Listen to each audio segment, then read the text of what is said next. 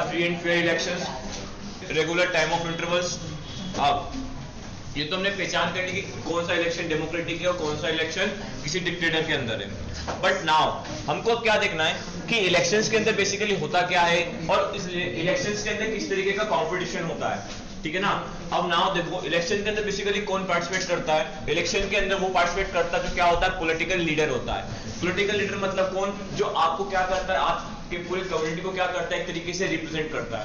तो वही आपको क्या करता है, एज एन इलेक्शन एक कैंडिडेट के रूप में खड़ा होता है और वो उस सीट उस कंसिस्टेंसी के ऊपर क्या होता है, लड़ता है। और जब पब्लिक ये समझ के देखती है कि हाँ वो बंदा है, उसके अंदर कैपेबिलिटी है, उसके अंदर कैपेशियस है, तो तब जाके पब्लिक उसको क्या करती है, वोट देती है और तब जाके वो बंदा क्या होता है, रिप्रेजेंटेटिव बनता है। अब नाउ देखो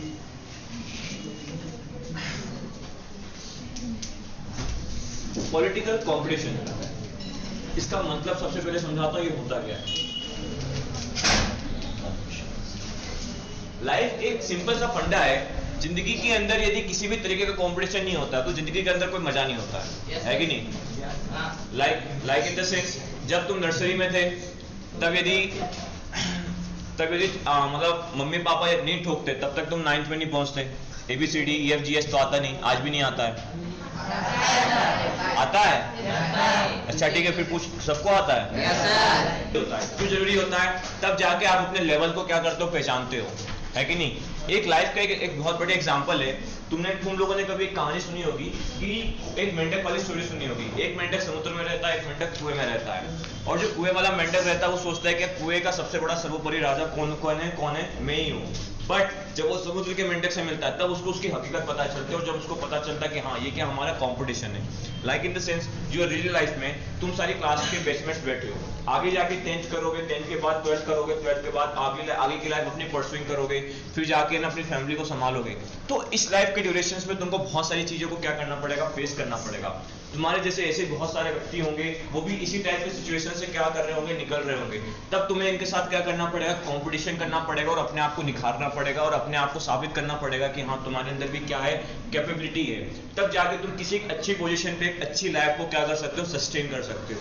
तो उसी तरीके से जब तुम अपनी पर्सनल लाइफ के अंदर कंपटीशन तुमको एक तरीके से अपने आप को निखारता है, तो उसी तरीके से जब एक गवर्नमेंट के अंदर किसी कंट्री को, जब गवर्नमेंट बनती है और कंट्री को डेवलपमेंट करना होता है, तो ऑब्वियसली बात है कि वहां पे कंपटीशन रखना नेसेसरी हो पड़ जाता है। क्यों पड़ जाता है? क्योंकि देखो जब तक कंपटीशन नहीं होगा तब तक क्वालिटी ऑफ मैटर नहीं आएगा। क्वालिटी ऑफ मैटर बोले तो क्या, क्वालिटी ऑफ मैटर मतलब क्या, जो कंट्री की प्रोग्रेसिव के डेवलपमेंट के डिमांड के रिगार्डिंग क्या है, हमको नीड्स है।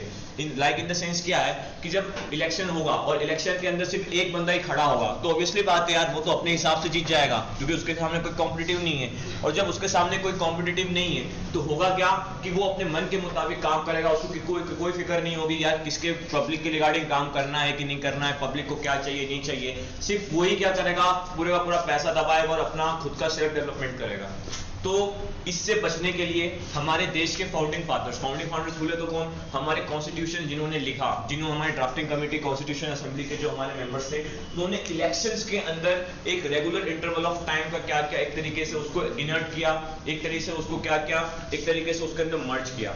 तो बेसिकली ये देखा जाए तो पॉलिटिकल कंपटीशन हमारी कंट्री के लिए, हमारे देश के लिए बहुत ज्यादा जरूरी है। क्यों जरूरी है? सबसे ज्यादा इंपॉर्टेंट क्या है भैया, यदि कंपटीशन रहेगा तो लोगों को पता रहेगा कि हाँ यार ये जो पॉलिटिकल लीडर है ये किस तरीके का काम करता है, किस तरीके की चीजें इसको चाहिए और हाँ किस तरीके का काम ये फ्यूचर के अंदर करेगा। साथ ही साथ जो पॉलिटिकल लीडर रहेगा उसके सर के ऊपर एक तलवार लटकी रहेगी हमेशा। क्यों लटकी रहेगी? देखो हर 5 साल के बाद क्या होंगे, रिप्रेजेंटेटिव चेंज होंगे।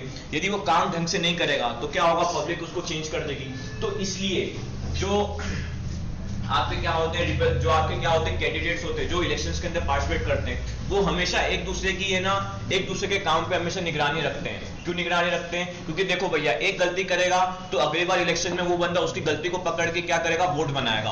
और जब वो उसका वोट बनाएगा तो ऑब्वियसली बात है कि वो बंदा क्या होगा, जीतेगा। Like in the sense example के अंदर 2000 अभी इंदौर के अंदर लास्ट इलेक्शन जब हुए थे 2018 या 19 के अंदर, आपके विधायक थे सुदर्शन गुप्ता, ठीक है कि नहीं? Yes sir. सुदर्शन गुप्ता। अब देखो वो विधायक जो था वो कितने 10 साल से था, ठीक है, लोकल बॉडी के अंदर 10 साल से क्या था, वो विधायक था। बट नाउ उसके बाद एकदम से एक टर्नआउट हुआ, इलेक्शन आया, इलेक्शंस के अंदर पब्लिक ने देखा कि नहीं यार ये बंदा जो है ये कि हमारे एरिया के अंदर हमारे एक तरीके से कॉलोनीज के अंदर डेवलपमेंट का काम नहीं करता है। उसके बाद उसके बहुत सारे उन्होंने लूप होल्स निकाले, बहुत सारे उन्होंने फॉल्ट्स निकाले। तो तब जाके है ना पब्लिक ने क्या किया, पब्लिक ने किसी अनदर रिप्रेजेंटेटिव को ढूंढा। अब अनदर रिप्रेजेंटेटिव में कौन आया, आपका संजय शुक्ला आया। उसने क्या किया, उसने सुदर्शन गुप्ता के द्वारा जितनी भी मिस्टेक्स है, कौन कौन सी मिस्टेक्स है, एक कंस्ट्रक्शन ऑफ रोड्स में जो उसने मिस्टेक्स किया, उसके बाद सप्लाइंग ऑफ वाटर में उसने जो मिस्टेक्स किया, सप्लाइंग ऑफ इलेक्ट्रिसिटी बिल के ऊपर उसने जो मिस्टेक्स किया, उसके बाद उसने रजिस्ट्रीज मकान है, उसके बाद उसने जितने भी आप बोल सकते हो जो अदर जितने भी पब्लिक प्रॉपर्टीज है उसके ऊपर जो भी तरीके का खर्च था उसके ऊपर जो मिस्टेक्स किया, उसका उसने क्या किया, एक तरीके से बंडल बना के पब्लिक के सामने पेश किया और पब्लिक को ये ट्रस्ट दिलाया कि हाँ इस विधायक ने अपने टेन्योर के अंदर बहुत ज्यादा क्या किया है, पब्लिक के रिगार्डिंग डेवलपमेंट काम नहीं किया है। तो यहाँ पे क्या हुआ, जो आपका संजय शुक्ला है उसने एक कॉम्पिटिशन खड़ा कर दिया किसके रिगार्डिंग, सुदर्शन शुक्ला के रिगार्डिंग, और तब पब्लिक ने पहचाना कि हाँ जो संजय शुक्ला कह रहा है वो बिल्कुल सही बात है, और इसी के रिगार्डिंग पब्लिक ने क्या किया, उसको वोट दिया, और तब जाकर सुदर्शन जो आपका संजय शुक्ला है वो क्या बना, एक तरीके से विधायक बना। अब ना संजय शुक्ला विधायक बन गया। अब यदि संजय शुक्ला अपने टेन्योर के अंदर काम नहीं करेगा तो उसके अपोजिट में कौन बैठा है, सुदर्शन गुप्ता। वो क्या करेगा, वो उसके ऊपर उसके काम की निगरानी रखेगा। क्यों निगरानी रखेगा, क्योंकि उसको अगले इलेक्शन में जीतना है। यदि उसको अगले इलेक्शन में जीतना है तो भैया उसको देखना पड़ेगा कि क्या क्या आपका संजय शुक्ला गलती कर रहा है। तब जाके हर 5 साल इलेक्शन के बाद वो क्या करेगा, संजय शुक्ला की गलतियों को पब्लिक के सामने लाएगा, और जब पब्लिक के सामने उसकी गलती लेके आएगा तब पब्लिक जानेगी कि हाँ ये बंदे ने इसी तरीके के काम किए और यहाँ या इसने बहुत ज्यादा लूप होल छोड़े। तो फिर पब्लिक डिसाइड करेगी कि हाँ हमको किसको लाना है, सुदर्शन गुप्ता को लाना है या फिर वापस से संजय शुक्ला को लाना है। तो इसलिए हमारे कंट्री में इलेक्शंस के अंदर पॉलिटिकल कॉम्पिटिशन होना बहुत ज्यादा जरूरी है। ठीक है, अब ना ये तो एक नॉर्मली बात हो गई जो पॉलिटिकल कॉम्पिटिशन की नीड है। But now what's the actual status today, मतलब आज के टाइम पे पॉलिटिकल कॉम्पिटिशन का एक्चुअल स्टेटस है क्या। यदि आज के टाइम पे पॉलिटिकल कॉम्पिटिशन का एक्चुअल स्टेटस देखें तो वो एक तरीके से बहुत ज्यादा डिग्रेड हो चुका है। डिग्रेड बोले तो क्या, डिग्रेड मतलब बहुत ज्यादा खराब हो चुका है। क्यों खराब हो चुका है, देखो आज के टाइम पे लोगों के अंदर है ना बहुत ज्यादा संकीर्ण सोच है, बहुत ज्यादा छोटी सोच है। लाइक इन द सेंस लोग अपने आप को हिंदू, मुस्लिम, सिख, ईसाई इसके रिगार्डिंग अपने आप को डिवाइड करके रखते हैं। लोग कभी भी पब्लिक डेवलपमेंट के रिगार्डिंग कोई काम सोचते नहीं है। लोग अपने आप को हिंदू कहना पसंद करते हैं इसके बजाय कि हम इंडियंस हैं, है कि नहीं। भगवा रंग, ठीक है, फतवा, इन सब चीजों के रिगार्डिंग हम क्या है अपने देश के डेवलपमेंट के रिगार्डिंग भूल जाते हैं। तो होता क्या है, हमारे बीचों में से कोई ना कोई कैंडिडेट बनता है और वो कैंडिडेट क्या करता है भैया, स्टूडेंट बेसिकली हमारे फाउंडिंग फादर्स ने पॉलिटिकल कंपटीशन को किसने इंट्रोड्यूस किया, ताकि क्या हो भैया पब्लिक देखे कि क्या सही है क्या गलत है। बट होते क्या है कि हर दुनिया के अंदर कुछ हरामी लोग होते हैं और हमारे देश पे कूट कूट के भरे पड़े हैं। ठीक है, अब ना होता क्या है कि आप में से कोई क्या होता है, चमचागिरी करके कैंडिडेट बनता है, वही कैंडिडेट इलेक्शन के अंदर पार्टिसिपेट करता है। होता क्या है, देखो आज के टाइम पे तुम रियलिस्टिक कंडीशन के अंदर लोगों को पॉलिटिकल कंपटीशन की हैसियत बताता हूँ, उसकी औकात बताता हूँ, वो क्या रहा है। बेसिकली आज के टाइम पे लोग हिंदू मुसलमान के नाम पे लड़ा देते हैं, ठीक है ना, हिंदू मुसलमान सिख ईसाई के नाम पे लड़ा देते हैं। तो एक तरीके से यार लोगों के तुम रिलीजियस फैक्टर के ऊपर यदि तुम इलेक्शन का कैंपेन करोगे तो यार ये इलेक्शन जो कैंपेन होता है, इलेक्शन कैंपेन मतलब क्या कि अपनी पार्टी का प्रचार करना। तो यदि तुम अपनी पार्टी का प्रचार इलेक्शन के अंदर जीतने के लिए करोगे as a factor of religion, तो यार ऑब्वियसली बात है यार तुम कहां से एक तरीके से कंट्री के अंदर डेवलपमेंट लेके आओगे। तुम तो बस हिंदू को अलग करोगे, मुसलमान को अलग करोगे। जब तुम इलेक्शन जीत जाओगे तो होगा क्या, तुम सिर्फ हिंदू सपोर्टर करोगे, फिर मुसलमान में से कोई क्या होगा, खड़ा हो जाएगा, कुछ बम बारूद बना के कहीं फोड़ फाड़ देगा। ठीक है ना, यही तो हो रहा है। Like in the sense UP के अंदर तुम जाओ, योगी आदित्यनाथ के केस में जाओ तो वहां पे तुम देखोगे उन्होंने बूचर्स खाने उन्होंने बंद करवा दी, बिल्कुल सही बात है, बट वो हमेशा मुसलमानों के ऑफेंड रहते हैं। वाई, क्यों, ये इसका क्या रीजन है। बिकॉज यार देखो यार हमारी कंट्री के अंदर ना कोई हिंदू है, ना कोई मुसलमान है, ना कोई सिख है, ना कोई ईसाई है। ये सारे धर्म हैं जो हमें अपने भगवान, जो हमें अपने आप को शांति प्रदान करते हैं। बट यदि कंट्री के रिगार्डिंग बात है तो सबसे सर्वोच्च हमारी कंट्री है, ये हमारी यूनिटी है। हमारी कंट्री से ऊपर कोई देश, कोई धर्म नहीं है, और हमारे कंट्री के ऊपर कोई किसी भी प्रकार का रिलीजन नहीं है। तो यार ऑब्वियसली बात है, हमेशा अपनी सोच में यदि कोई भी फर्स्ट बोले ना कि रिलीजन या कंट्री में से किसको चूज करना चाहोगे तो हमेशा अपनी कंट्री को चुनो। Like in the sense Bhagavad Gita के अंदर भी तुमको ये भगवत गीता के अंदर श्री कृष्ण भी जब Arjun on the war the situation पे होता है तो यार अर्जुन को भी ये ज्ञान देते हैं कि सुनो अर्जुन, जब यदि मतलब अर्जुन की एक सिचुएशन आ जाती है कि यार अर्जुन की एक सिचुएशन आ जाती है कि अर्जुन अपने परिजनों को देख के क्या करता है, हथियार नहीं उठाता है। तब श्री कृष्ण भगवान ये कहते हैं कि सुनो अर्जुन, यदि तुम हथियार उठाओगे और यदि हथियार उठाने के बाद यदि तुम जीत गए तो तुम इस धरती के ऊपर पूरी की पूरी वसुंधरा के ऊपर एक कुशल शासक कहलाओगे, और यदि तुम हार गए तो तुम एक वीर गति के योद्धा कहलाओगे। वीर गति समझते हो ना? तो एक योद्धा कहलाओगे जिसको वीर गति प्राप्त हुई है। तो एक तरीके से तुम्हारे हाथ में सिर्फ अपना काम करना है और अपने एक अच्छी सोच के रिगार्डिंग अपना क्या करना है, अपने आप को डिलीवर करना है और युद्ध करना है। बट आज के टाइम पे तुम वही देखो कि आज के टाइम पे पब्लिक किसको देखती है? पब्लिक ये देखती है कि भैया हिंदू कौन है, मुसलमान कौन है, सिख कौन है, ईसाई कौन है कि नहीं? तुम्हारे घर के अंदर तुम देखो कि जब वोटिंग सिस्टम होता है तो कोई ये बात करता है कि यार देश के अंदर ये इस गवर्नमेंट ने कितना डेवलपमेंट किया, किसने क्या रोड बनाया, कितने क्या कंस्ट्रक्शंस किए, इसके रिगार्डिंग कोई बात नहीं करता। बात लोग क्या करते रहे, ये हिंदू है, हिंदू सपोर्टर है, इसको हम वोट देंगे, ये मुसलमान है, मुसलमान सपोर्टर है, इसको हम वोट नहीं देंगे। तो ये एक तरीके से क्या एक कुप्रथा है, एक तरीके से क्या है, एक बहुत सड़ी गली हमारी मेंटेलिटी है। यदि हम इसके रिगार्डिंग यदि हम वोट देने जाएंगे ना तो ऑब्वियसली बात है हमारी कंट्री कभी डेवलप नहीं हो पाएगी। तो हमेशा पॉलिटिकल कॉम्पिटिशंस के अंदर हमेशा ये सोच के जाना कि देखो भैया किसी भी कंट्री के अंदर पब्लिक जो होती है वो क्या होती है, बाप होती है। यदि पब्लिक की सोच अच्छी होगी तो कंट्री की डेवलपमेंट अच्छी होगी, और यदि पब्लिक की सोच गंदी होगी तो कंट्री की डेवलपमेंट बिगड़ेगी। तो इसी के रिगार्डिंग यदि पॉलिटिकल कंपटीशन देखा जाए तो पॉलिटिकल कॉम्पिटिशंस के अंदर बेसिकली क्या है कि यार आपकी पब्लिक जो है वो यदि डेवलपमेंट का रिगार्डिंग सोचती है तो 100% बोल रहा हूं पॉलिटिकल कंपटीशन जो है वो कंट्री के अंदर डेवलपमेंट लेके आएगा। बट यदि पब्लिक जो है वो आपसी तनाव और आपसी मतभेद के कारण हिंदू मुस्लिम सिख ईसाई जैसी बातों को सोचती है तो ऑब्वियसली बात है कि डेवलपमेंट जो है वो बिल्कुल ना के बराबर आएगा। ठीक है ना? तो कोई भी एक पार्टी जो होती है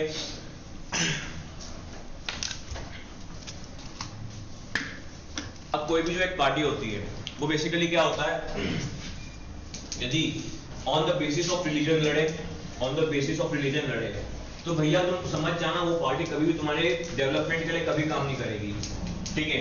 अब नाउ सेकंड चीज पॉलिटिकल कॉम्पिटिशंस के अंदर सेकंड फैक्टर बताता हूं, लाइक इन द सेंस कुछ प्रॉब्लम। सेकंड फैक्टर क्या है? सेकंड फैक्टर है भैया हमारा किसी के प्रति अंधा बिलीव होना, अंधा बिलीव होना, जिसको आप लोग नॉर्मली आप लोगों ने अपने मीडिया के अंदर सुना होगा अंधभक्त होना। ठीक है? अब अंधभक्त क्या होता है वो समझाता हूं। ठीक है? अंधभक्त होता है मतलब एक तरीके से वोल ब्लाइंड। ठीक है? वोल ब्लाइंड डेवोटी। अब नहीं, इसका मतलब क्या होता है सुनो।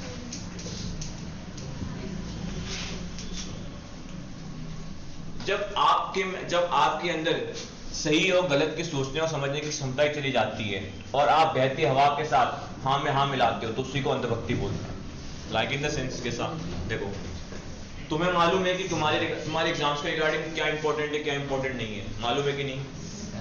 मालूम है कि आज कौन सा सब्जेक्ट पढ़ना है कौन सा सब्जेक्ट नहीं पढ़ना है। ठीक है ना? तुम क्लास 10 का सिलेबस तो 9th में नहीं पढ़ लोगे। मालूम है 9th के अंदर सिर्फ इतना पूछेगा, इतना ही पढ़ना है और इतना ही हमको पेपर के अंदर लिख के आना है। यदि मेरी कॉलेज लाइफ का देखोगे तो उसके अंदर भी सिमिलरली वही बात है कि यार मुझे इतना पढ़ना है, इतना एग्जाम्स के अंदर आएगा, मैं इतना ही करूंगा। बट एक सपोज समझो एक मजदूर चौक का बंदा है, उसको मैं उठाकर तुम्हारी क्लास के अंदर बिठा देता हूँ तो उसको क्या लगता है ये सारी चीजें समझ में आ जाएगी? क्यों नहीं आएगी? क्योंकि उसकी सोचने की क्षमता एक तरीके से क्या है, बिल्कुल नल एंड वॉइड है, बिल्कुल क्या है, नेग्लिजिबल है।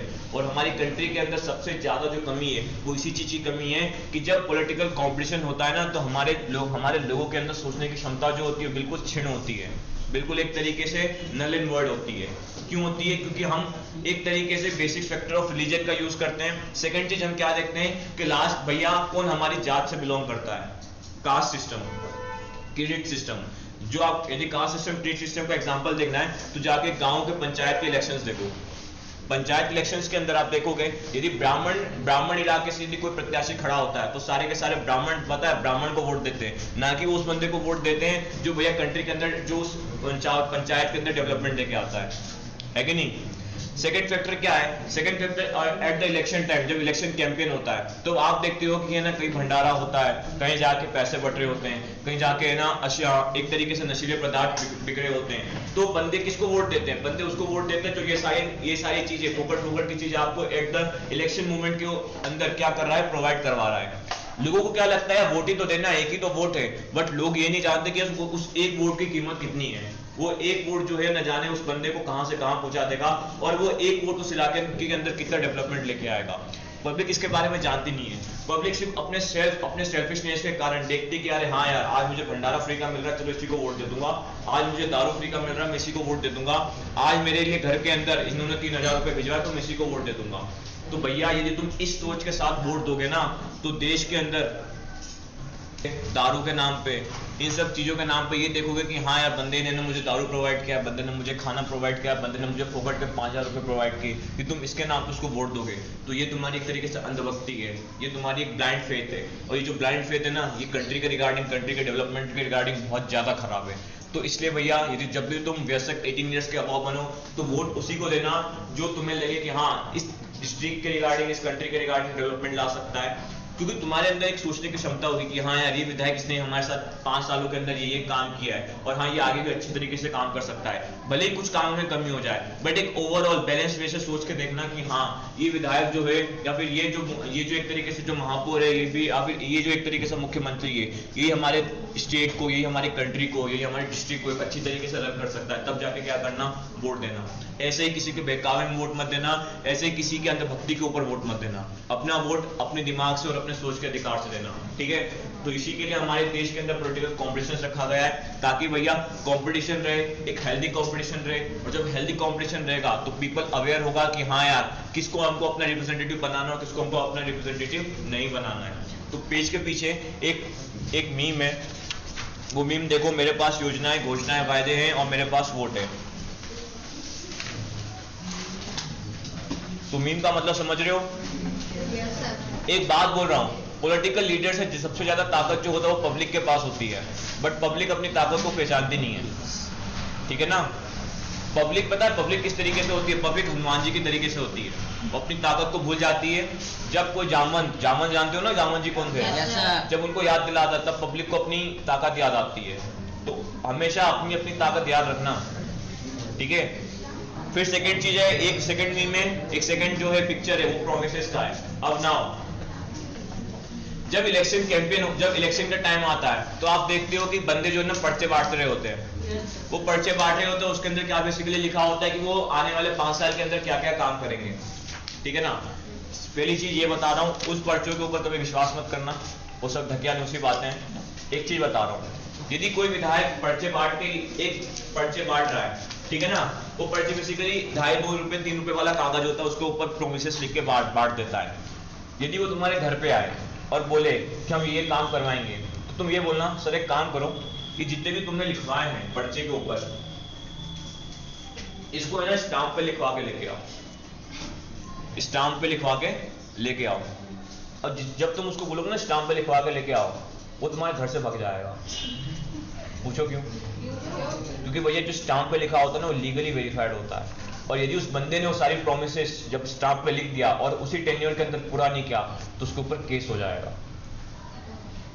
तो इसलिए पॉलिटिकल लीडर्स क्या करते हैं, 2 रुपए की चिंदी कागज में लाके लिख के तुमको टिका के चले जाते हैं, समझ रहे हो।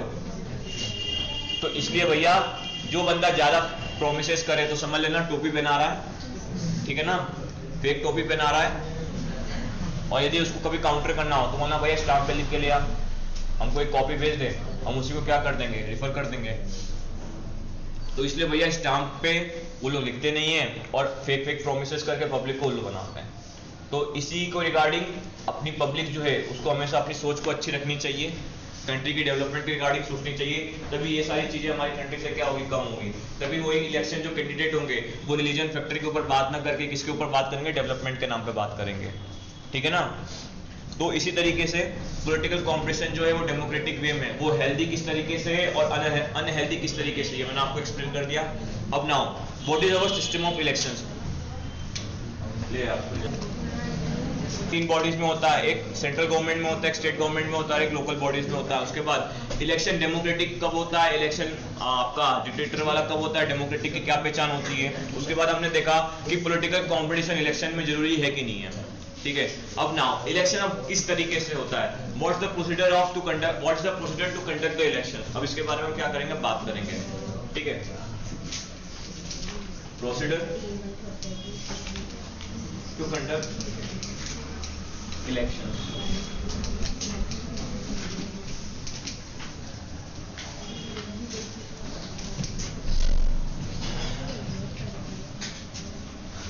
होते हैं वो दो टाइप के होते हैं, एक होता है जनरल इलेक्शन,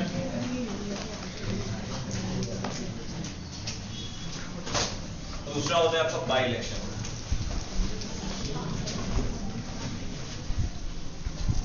क्या चल क्या रहा है पीछे? एक इलेक्शन और दूसरा होता है बाई इलेक्शन। अब बोलोगे सर ये क्या है, ये कौन सा नाटक है कि नहीं? तो नाउ जनरल इलेक्शंस के अंदर कुछ टर्म लिख रहा हूं।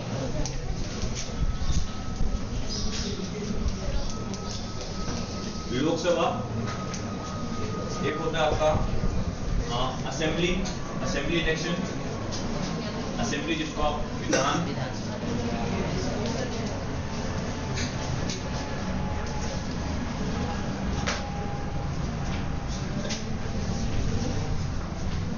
और एक फैक्टर यहां पे लिख दो on the case of dissolve, on the case of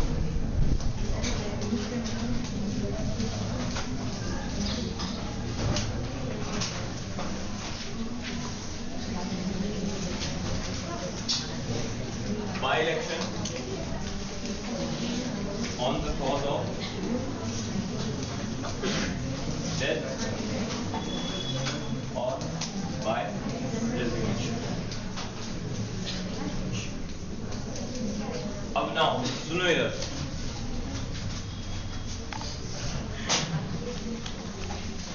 basically India के अंदर दो टाइप के इलेक्शन होते हैं, ठीक है, एक जनरल इलेक्शन और एक बाई इलेक्शन। अब जनरल इलेक्शन का इन द सेंस सिंपली पता लगा है कि जनरल मतलब आम तौर पे, ठीक है। अब इंडिया के अंदर इलेक्शन किन किन जगह पे होता है? 3 जगह पे होता है। एक होता है सेंट्रल गवर्नमेंट में, एक होता है स्टेट गवर्नमेंट में, और एक होता है लोकल बॉडीज में। अब बोले तो सेंट्रल गवर्नमेंट में कहाँ होता है? सेंट्रल गवर्नमेंट किस जगह इलेक्शन होगा? तो सेंट्रल गवर्नमेंट में बेसिकली क्या होता है, आपका पार्लियामेंट होता है। पार्लियामेंट के अंदर बेसिकली 3 बॉडीज होती है, तीन क्या होते हैं उसके मेन पार्ट्स होते हैं, एक लोकसभा, एक राज्यसभा और एक प्रेसिडेंट, ठीक है। अब नाउ मैंने आपको इलेक्शन के टाइप बताए थे कि इलेक्शन कितने टाइप के होते हैं। Yes sir. किस किस को मालूम है हैंडल करना? कितने टाइप होते हैं? डायरेक्ट और इनडायरेक्ट, ठीक है ना। इलेक्शन जो है वो 2 टाइप के होते हैं, एक डायरेक्ट और एक होता है इनडायरेक्ट, ठीक है। इधर बोर्ड पे फोकस करो। अब नाउ देखो, जो प्रेसिडेंट का इलेक्शन होता है वो इनडायरेक्ट इलेक्शन होता है, जो राज्यसभा का इलेक्शन होता है वो इनडायरेक्ट इलेक्शन होता है, और जो लोकसभा का इलेक्शन होता है वो डायरेक्ट इलेक्शन होता है। इनडायरेक्ट इलेक्शन किसको बोलते हैं और डायरेक्ट इलेक्शन किसको बोलते हैं? सबसे पहले क्वेश्चन अराइज होता है कि यार इसकी नीड क्यों पड़ी। देखो हमारी कंट्री के अंदर इलेक्शन बेसिकली हमने 2 टाइप के रखे, डायरेक्ट रखे और इनडायरेक्ट रखे। डायरेक्ट क्यों रखे? क्योंकि देखो यार हमारी कंट्री क्या है, डेमोक्रेटिक है, और डेमोक्रेसी का सिंपल सा मतलब क्या है कि रूल ऑफ द पीपल, लोगों का राज हो। और जब लोगों का राज हो तो ऑब्वियसली बात है गवर्नमेंट भी किसकी बने, लोगों की बने। और जब लोगों की गवर्नमेंट जब बनानी है तो हमको लोगों में से ही है ना किसी को चुनना पड़ेगा, और लोग ही क्या करेंगे, उनको अपने आप में से, अपनी कम्युनिटीज में से क्या करेंगे, चुनेंगे। तो उसी बिहाफ पे हमने अपनी कंट्री के अंदर डायरेक्ट इलेक्शंस को रखा, ठीक है। बट उसके बाद हमने ये देखा कि यार एक बात बताओ कि यदि हर पोजीशन के ऊपर यदि हम डायरेक्ट इलेक्शन करवाते रहे तो क्या होगा, बहुत ज्यादा एक्सपेंसेस, बहुत ज्यादा खर्चा हो जाएगा। क्यों खर्चा हो जाएगा? क्योंकि देखो जब कंट्री के अंदर एक इलेक्शन को ऑर्गेनाइज करवाना होता है तो जो पैसा लगता है बहुत ज्यादा अथा अमाउंट में लगता है, नियर अबाउट तुम मान लो करोड़ों के अकॉर्डिंग क्या लगता है, पैसा लगता है। अब यदि बाई चांस किसी एक सीट के ऊपर यदि इलेक्शन क्योंकि हर एक महीने के अंदर इलेक्शन होते हैं, तुमको यदि मालूम नहीं होगा हर एक महीने के अंदर कहीं ना कहीं इलेक्शन होते हैं, बट यदि हम हर महीने पीपल से क्या करवाएंगे, वोट करवाते रहेंगे तो पीपल क्या हो जाएगी, फ्रस्ट्रेट हो जाती है।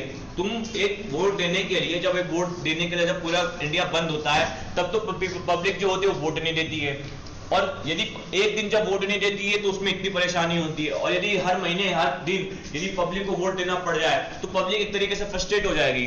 तो इसी फ्रस्ट्रेशन को हटाने के लिए हमारे गवर्नमेंट के अंदर जो हमारी कॉन्स्टिट्यूशन, गवर्नमेंट नहीं हमारी कॉन्स्टिट्यूशन है, उसने इनडायरेक्ट इलेक्शन का भी प्रावधान रखा। क्यों रखा? क्योंकि देखो भैया पब्लिक जो है वो बेसिकली मेन जो पावर सीट्स है उसके ऊपर वोट दे देती है, बट कुछ सीट्स ऐसी होती है जो पावरफुल सीट नहीं होती है, बट एज अ इक्वेलिटी मतलब नाम की सीट्स होती है। उन सीट्स के ऊपर भी क्या होते हैं, लोग लोग क्या होते हैं, सिलेक्ट होते हैं। तो भैया उन सीट्स के ऊपर जब लोगों को सिलेक्ट करना होता है, उनके ऊपर जब रिप्रेजेंटेटिव को बनाना होता है, तो उसके लिए क्या होता है, इनडायरेक्ट इलेक्शन होता है। इनडायरेक्ट इलेक्शन क्या होता है, बेसिकली इनडायरेक्ट इलेक्शन वो होता है जहां पे आप जिस रिप्रेजेंटेटिव को सिलेक्ट करते हो वो सारे रिप्रेजेंटेटिव मिलकर किसी और बंदे को क्या करें, सिलेक्ट करें। क्लियर है कि नहीं, है कि नहीं, पक्का? Yes sir. पक्का ना, क्लियर है? इनडायरेक्ट इलेक्शंस में आपके द्वारा जितने रिप्रेजेंटेटिव आपने सिलेक्ट किए हैं वो रिप्रेजेंटेटिव क्या करेंगे, किसी और बंदे को सिलेक्ट करेंगे। ठीक है, सुनाओ। अब हमारे पार्लियामेंट के अंदर तीन चीजों से कंसिस्ट होकर हमारी इंडियन पार्लियामेंट बनी है। एक प्रेसिडेंट, एक राज्यसभा और एक लोकसभा। लोकसभा बेसिकली, लोकसभा के अंदर जो रिप्रेजेंटेटिव आते हैं वो बेसिकली क्या कहलाते हैं आपके, एमएलए या एमपी? हाँ, कितने बोल रहे हैं एमएलए? हैंड रेज करना।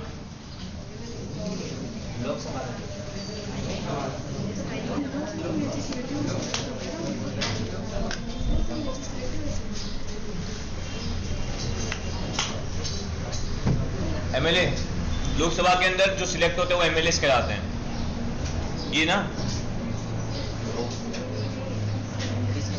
लोकसभा के अंदर एमएलए, अच्छा ठीक है। और ये असेंबली इलेक्शन में जो सिलेक्ट होते हैं उनको क्या कहलाते हैं, एमएलए या एमपी? एमएलए। जब दोनों जगह एमएलए ही होंगे क्या? सर ये मैं तो वोटिंग करवा रहा हूँ ना भैया। विधान जो ये असेंबली इलेक्शन होता है, इस इलेक्शंस के अंदर जो बंदे, जो रिप्रेजेंटेटिव बनते हैं उन बंदों को क्या बोलते हैं, एमपी बोलते हैं, एमएलए बोलते हैं। जो बोलता है एमपीज बोलते हैं, वो हैंड रेज करो।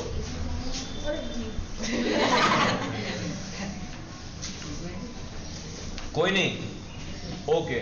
तो मुझे ये बताओ, लोकसभा के अंदर जो रिप्रेजेंटेटिव बनते हैं उनको एमएलए क्यों बोलते हैं फिर? अर्शिता जी इधर, चचा क्यों बोलते हैं? तुक्का है, जिंदगी तुक्के में कट रही है तुम्हारी। क्यों बोलते हैं एमएलए? अरे यार बच्चे यार, तुम मीनिंग्स पे जाते नहीं हो। सबसे पहले बात ये यार, लोकसभा के अंदर एमएलए कहां से होगा यार?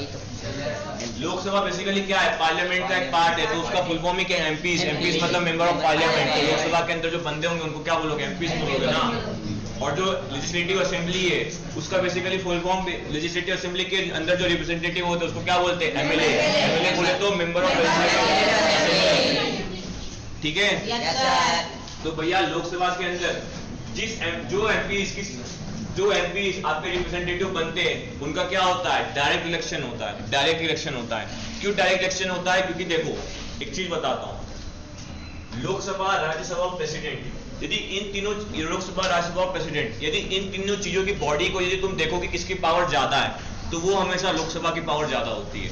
ठीक है, इन कंपैरिजन टू राज्यसभा और इन कंपैरिजन टू प्रेसिडेंट। ठीक है ना? क्यों? क्योंकि देखो लोकसभा क्या है, पीपल के द्वारा लोग क्या है, रिप्रेजेंटेटिव इलेक्ट हैं। जब पीपल के द्वारा रिप्रेजेंटेटिव इलेक्ट हैं तो वही क्या करेंगे, आपके रूल्स एंड रेगुलेशंस बनाएंगे। ठीक है ना? मेजोरिटी जो पावर है लोक पार्लियामेंट के अंदर वो बेसिकली किसके पास है, लोकसभा के पास है। ठीक है, अब नाउ राज्यसभा। राज्यसभा बेसिकली किसको बोला जाता है? राज्यसभा बेसिकली उसको बोला जाता है जहां पे स्टेट के द्वारा जो रिप्रेजेंटेटिव आपने स्टेट के अंदर सिलेक्ट किए हैं वही रिप्रेजेंटेटिव क्या करेंगे, अपने में से किसी एक या दो या तीन या चार को क्या करेंगे, अपने आप दिल्ली सेंट्रल गवर्नमेंट में भेजेंगे। और वो दिल्ली के सेंट्रल गवर्नमेंट में भेजने के बाद वहां पे जो बैठेंगे उन्हीं बंदों को आप क्या बोलोगे, बेसिकली राज्यसभा के एमपीज बोलोगे। लेते के कहना क्या चाहता हूं, कहना ये चाहता हूं कि राज्यसभा के अंदर वो बंदे बैठते हैं जो आपके स्टेट को रिप्रेजेंट करते हैं। ठीक है ना? लोकसभा के अंदर वो बंदे बैठते हैं जो पब्लिक को रिप्रेजेंट करते हैं, उस स्टेट की पब्लिक को रिप्रेजेंट करते हैं। और राज्यसभा के अंदर वो बंदे बैठते हैं जो स्टेट को रिप्रेजेंट करते हैं। अब क्वेश्चन अराइज होता है, सर इन दोनों के बीच डिफरेंस क्या है? यार स्टेट के अंदर तो पब्लिक भी होती है, स्टेट के अंदर तो यार राज्य भी होता है, दोनों के बीच डिफरेंस क्या है? दोनों के बीच डिफरेंस ये है कि देखो कुछ जो मैटर्स होते हैं, कुछ मैटर्स होते हैं वो पब्लिक से रिलेटेड होते हैं, डायरेक्ट पब्लिक से रिलेटेड होते हैं। जो मैटर डायरेक्ट पब्लिक से रिलेटेड होते हैं तो वो आपके बेसिकली उन्हीं मैटर से रिलेटेड जो काम करती है वो बेसिकली कौन करती है, लोकसभा करती है। बट कुछ मैटर क्या रिगार्डिंग होते हैं, कुछ मैटर रिगार्डिंग होते हैं आपके state regarding, like in the sense inter state taxes, like in the sense Vidhan Sabha की सीटें, लाइक इन द सेंस आपको यदि देखना हो तो रेवेन्यू डिपार्टमेंट। ये सारी जो चीजें होती हैं ये पब्लिक से रिगार्डिंग को डायरेक्ट काम पे नहीं होती है, बट ये स्टेट के रिगार्डिंग बहुत ज्यादा काम की होती है। तो उसी के लिए उन सीटों के ऊपर, उन्हीं के ऊपर जब लाइक इन द सेंस जब इलेक्शन होता है तो वहां पे एक तरीके से इनडायरेक्ट इलेक्शन होता है, और वहां पे जो बंदे रिप्रेजेंट करते हैं वो कहां बैठते हैं, हमारे राज्यसभा में बैठते हैं। ठीक है, तो लोकसभा के अंदर डायरेक्ट इलेक्शंस और राज्यसभा के अंदर इनडायरेक्ट इलेक्शंस। अब नाउ द प्रेसिडेंट जो होता है बेसिकली क्या होता है, एक नाम का पुतला होता है, क्योंकि सबसे ज्यादा पावर जो होती है वो प्राइम मिनिस्टर के पास होती है। ठीक है, ये भी बताऊंगा मैं, जो अभी इतना याद रखो, प्राइम मिनिस्टर और प्रेसिडेंट के बीच डिफरेंस क्या होता है। ठीक है, प्रेसिडेंट जो होता है वो नाम का पुतला होता है, जो सबसे ज्यादा पावर होती है इंडिया में वो सबसे ज्यादा प्राइम मिनिस्टर के पास होती है।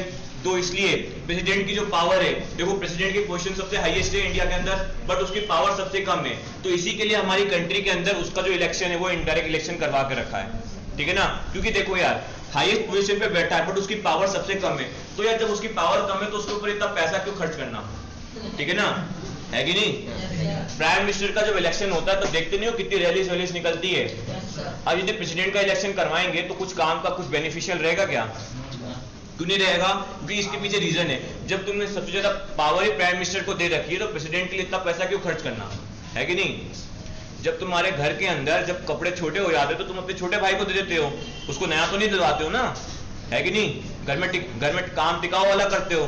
दूसरी तरीके से कॉन्स्टिट्यूशन के अंदर भी हिंदुस्तानी लोग थे, उन्होंने भी यही बोला कि भैया देखो इंडियन डेमोक्रेसी के अंदर यदि प्रेसिडेंट भले ही हाईएस्ट पोजीशन है बट उसकी पावर क्या है, कम है, तो उसके लिए क्या करो, डायरेक्ट इलेक्शन मत करवाओ, उसके लिए इनडायरेक्ट इलेक्शन करवा दो। इतना फोकट का पैसा क्यों खर्चा करना, क्योंकि भैया इलेक्शन के अंदर बहुत पैसा खर्चा होता है। तुमको लगता नहीं होगा कि इलेक्शन के अंदर पैसा नहीं खर्चा होता, बहुत ज्यादा पैसा खर्चा होता है। इतना पैसा खर्चा होता है ना कि करप्शन इंक्रीज होता है, मनी लॉन्ड्रिंग होती है, ब्लैक मनी इंक्रीज होता है, ब्लैक मनी का पैसा बाहर आता है कि नहीं। तो इसलिए अब नाउ हम कहां पे थे, प्रोसीजर टू कंडक्ट इलेक्शंस। अब बेसिकली जो इलेक्शन होता है वो दो टाइप के होते हैं, एक जनरल इलेक्शन और दूसरा बाय इलेक्शन। जनरल इलेक्शन किसको बोलते हैं, जनरल इलेक्शन उसको बोला जाता है जो इलेक्शन लोकसभा की सीट पे, विधानसभा की सीट पे, विधानसभा किसको बोलते हैं, असेंबली को बोलते हैं। ठीक है ना, आपकी लेजिस्लेटिव असेंबली जो है ना उसी को विधानसभा बोलते हैं हिंदी में। ठीक है, तो जो इलेक्शन आपके लोकसभा पे होता है, जो इलेक्शन आपके असेंबली में होता है, और जो इलेक्शन डिसॉल्व होने के बाद होता है। ना इधर सुनो, डिसॉल्व मतलब क्या कि जब टेन्योर खत्म हो जाता है और जब लोकसभा वापस भंग होकर वापस से उसके ऊपर इलेक्शन होता है, तो उसी प्रोसेस उस इलेक्शन की जो क्या है प्रोसीजर है उसी को आप क्या बोलोगे, एक तरीके से जनरल इलेक्शन बोलोगे। ले देके कहना क्या चाहता हूं, कहना ये चाहता हूं सिंपल सा इतना याद रखो कि जो इलेक्शन लोकसभा के ऊपर होता है और जो इलेक्शन राज्यसभा के लोकसभा के ऊपर होता है और जो इलेक्शन विधानसभा के ऊपर होता है, उसी इलेक्शन को आप क्या बोलोगे, जनरल इलेक्शन बोलोगे। ठीक है, अब नाउ लोकसभा के अंदर बेसिकली कितनी सीट है, राज्यसभा के अंदर कितनी सीट है, सबसे पहले ये जानो। ठीक है, अब नाउ लोकसभा के अंदर बेसिकली टोटल सीट्स है 545। अभी प्रेजेंट में 545 क्या है, सीट्स हैं, मतलब इलेक्शंस कितनी सीट्स पे होंगे, 545 सीट्स पे होंगे, जिनमें से हाल फिलहाल में जो लोकसभा के अंदर प्रेजेंट है वो 543 है। ठीक है, 543 है।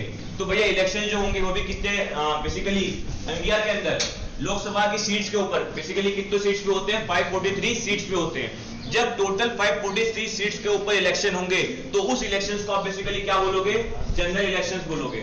ठीक है ना, सिंपल बता रहा हूं कि लोकसभा के अंदर जब ये 543 सीट्स के ऊपर जब इलेक्शंस होंगे, सिंपल ऑल 543 सीट्स के ऊपर जब इलेक्शंस होंगे तो उन्हीं सीट्स को आप क्या बोलोगे, उनके ऊपर जो इलेक्शंस होंगे उसी इलेक्शन की प्रोसीजर को आप क्या बोलोगे, जनरल इलेक्शन बोलोगे। ठीक है, अब नाउ विधानसभा, अब नाउ यहाँ पे असेंबली, विधानसभा। अब देखो इधर एमपी के अंदर जो आपकी बेसिकली कितने डिस्ट्रिक्ट है आपके, 55। कौन है 52? हाँ, ट्रीम लिमिटेशन चीज के अकॉर्डिंग सीट्स बनते हैं, तो सीट्स के अकॉर्डिंग बेसिकली क्या होते हैं, सीट्स डिवाइडेड होते हैं। तो नियर अबाउट अभी एक ऑन सपोज एक एग्जांपल लेकर बता रहा हूं कि इन 52 डिस्ट्रिक्ट्स के अंदर नियर अबाउट 218 क्या है, सीट्स है। ठीक है ना, 218 क्या है, सीट्स है। अब ये जो 218 सीट्स है इनके ऊपर जो इलेक्शन होगा उस इलेक्शन को आप क्या बोलोगे, जनरल इलेक्शंस बोलोगे। टोटल 218 के ऊपर जो करंट एक साथ होगा इलेक्शन उसको क्या बोलोगे आप, जनरल इलेक्शन बोलोगे। इतना क्लियर है? जनरल इलेक्शन का मतलब क्या है कि जो टोटल सीट्स है लोकसभा या विधानसभा की उसके ऊपर जब टोटली क्या हो, पूरी की पूरी सीट्स के ऊपर, पूरी की पूरी कॉन्स्टिट्यूएंसीज के ऊपर जब एक साथ इलेक्शन हो तो उसी इलेक्शन को आप क्या बोलोगे, जनरल इलेक्शन। जनरल इलेक्शन मतलब क्या, आम तौर पे, आम लेवल पे। तो भैया ये सारी इलेक्शंस की जो सीट्स है ये एक साथ ही क्या होती है, फिलअप होती है और एक ही साथ क्या होती है, हटती है। ठीक है, तो इनके ऊपर जो इलेक्शन प्रोसीजर होता है उसी इलेक्शन प्रोसीजर को आप क्या बोलोगे, जनरल इलेक्शन बोलोगे। इतना क्लियर है? Yes, sir. पक्का? Yes, sir. अब नाउ बाय इलेक्शन क्या होता है, सुनो। जनरल इलेक्शन क्लियर है सबको? Yes, sir. पक्का, किसी को तो कोई डाउट नहीं है? No, sir. अब नाउ बाय इलेक्शन किसको बोलते हैं? जैसे एक सीट जो है वो बेसिकली, सपोज समझो एक सीट जो है वो सुमित्रा महाजन क्या होगी, जीत गई। सपोज किसी विधायक का यार ऐसे नाम दे रहा हूं, एक सीट क्या होगी, सुमित्रा महाजन जीत गई। तो 543 में से एक सीट सुमित्रा महाजन की हो गई। ठीक है, अब होता क्या है कि यार जीतने के बाद क्या हो जाता है कि आंटी जी को हार्ट अटैक आ जाता है। ठीक है ना, आंटी जी को हार्ट अटैक आ गया और आंटी जी चल बसी, अल्लाह में आपको प्यारी हो गई। ठीक है ना, कोई पॉलिसी मत ले लेना तो ठीक है, कोई दिक्कत भी नहीं है। अब आंटी जी क्या हो गई, प्यारी हो गई, अल्लाह में आपको प्यारी हो गई और चल बसी। सपोज ठीक है, अब अल्लाह में कोई प्यारी हो गई तो अब उनकी सीट वापस से क्या हो गई, खाली हो गई ना। अब भैया वो अकेली सीट खाली है, अब वो जो सीट है उसके ऊपर काम बहुत ज्यादा, प्रेशर, वर्कलोड बहुत ज्यादा है। उस सीट के ऊपर कोई ना कोई व्यक्ति को कंपलसरी है कि हमको बिठाना पड़ेगा ही पड़ेगा, तो वापस से क्या करवाना पड़ेगा, इलेक्शन करवाना पड़ेगा। अब यहाँ पे जो इलेक्शन होगा वो सिर्फ पर्टिकुलर उसी सीट पे होगा। तो जब उस पर्टिकुलर सीट के ऊपर जब कोई बंदा बाई चांस कोई डेथ के कारण उस मतलब मरने के बाद छोड़ देता है, ऑब्वियसली बात है ना, मरने के बाद छोड़ ही देगा, कब्जा तो नहीं करेगा खुद बन के। ठीक है ना, तो मरने के बाद छोड़ देता है या फिर वो उस पद से इस्तीफा दे देता है। इस्तीफा कैसे देता है, बाई चांस बीमार हो जाए, लकवा वकवा मार जाए, पैरालिसिस हो जाए, ठीक है, या फिर लूज मोशन लग जाए, इस तरीके की चीजें हो जाए, तो यदि वो सीट से रेजिग्नेशन दे देता है तो उस सीट के ऊपर जो इलेक्शन होता है उस इलेक्शन को आप क्या बोलते हो, बाय इलेक्शन बोलते हो। ठीक है ना, तो बेसिकली कंट्री के अंदर दो टाइप के इलेक्शंस होते हैं, general elections and by elections. General elections basically कहां होते हैं, जहां पे आपकी पार्लियामेंट की, लोकसभा और असेंबली के सारे स्टेट्स के असेंबली के इलेक्शंस होते हैं। उन इलेक्शंस की प्रोसीजर को आप क्या बोलते हो, जनरल इलेक्शंस बोलते हो। और बाय इलेक्शन किसको बोला जाता है, बाय इलेक्शन उसको बोला जाता है जहां पे कोई बंदा किसी उसी सीट के ऊपर या तो रिजाइन कर दे या फिर कोई भी अनसर्टेनिटी उसके साथ हो जाए और वो सीट जो हो वो एक तरीके से क्या हो जाए, वेकेंट हो जाए। वेकेंट बोले तो क्या, खाली हो जाए। तो उस सीट के ऊपर जो इलेक्शन होगा उस इलेक्शन को आप क्या बोलोगे, बाय इलेक्शन बोलोगे। ठीक है, क्लियर है? बाय इलेक्शन और जनरल इलेक्शन की भी डिफरेंस क्लियर है? तो फिर क्वेश्चन का सिंपल सा मीनिंग होता है आमतौर पे इलेक्शन जो होता है, आमतौर का इलेक्शन मतलब क्या, कि जो इलेक्शन लोकसभा की सीट पे होगी और जो इलेक्शन विधानसभा की सीट पे होगी, विधानसभा मतलब क्या, कि किसी स्टेट की सीट पे होगी, तो उसी इलेक्शन की सीट को आप क्या बोलोगे, उस पे जो इलेक्शन कंडक्ट होगा उसको क्या बोलोगे, जनरल इलेक्शन बोलोगे। और यदि बाय इलेक्शन किसको बोलोगे, बाय इलेक्शन उसको बोलोगे कि जहां पे किसी एक पर्टिकुलर सीट पे यदि कोई बंदा रिजाइन कर दे या फिर कोई बंदा बाय चांस आकस्मिक रूप से मर जाए तो उसकी सीट को भरने के लिए जो इलेक्शन होगा उस इलेक्शन को आप बाय इलेक्शन बोलोगे। क्लियर है? Yes, sir. इतनों को अब भी क्लियर नहीं है, इंटरेस्ट करो। क्लियर है? यदि मैंने पूछा और नहीं आया तो मैं थप्पड़ मार दूंगा। ठीक है? हाँ भैया, इधर सफेद आदमी बताना चालू करो। जनरल इलेक्शन किसको बोलेंगे?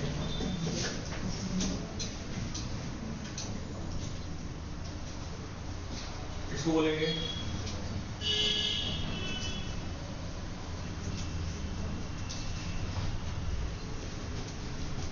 नहीं आता? बस भाई, हाँ कुछ आता है?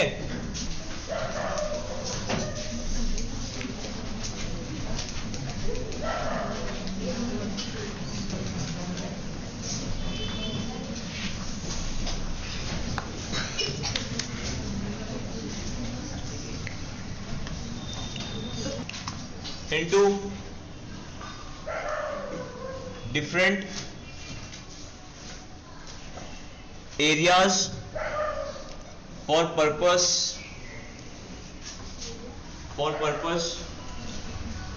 of elections. These areas are called election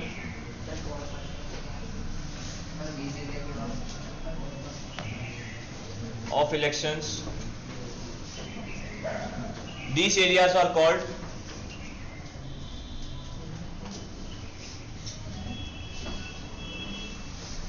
election consistency ले दे के कहना क्या चाहता हूं, सुनो।